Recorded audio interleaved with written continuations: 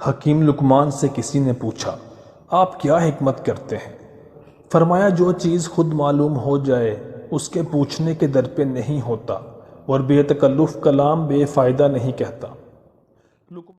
لقمان حکیم نے ایک شخص سے جو اسے دیکھ رہا تھا کہا، اگر تم ایک موٹے ہونٹ والے شخص کو دیکھو گے تو اس کے ہونٹوں سے نرم اور باریک گفتگو سنو گے، اور اگر سیاہ فام شخص کو دیکھو گے تو اس سے سفید باتیں سنو گے۔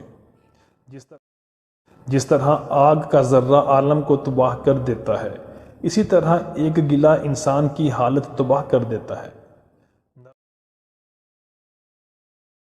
نرم خوئی دانائی کی جڑ ہے، جو بوؤ گے وہی کاٹو گے۔ حکیم لقمان نے اپنے بیٹے سے کہا کہ میری 15 باتیں ہمیشہ یاد رکھنا۔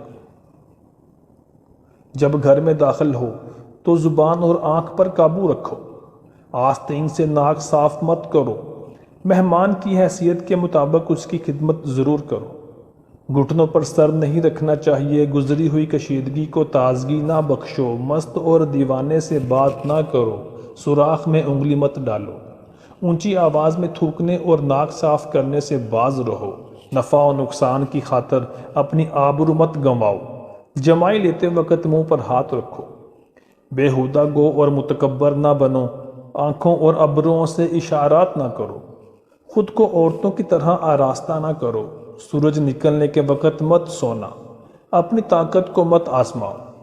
خاموشی دانائی کی علامت ہے، مگر اس پر عمل کرنے والے بہت کم لوگ ہیں۔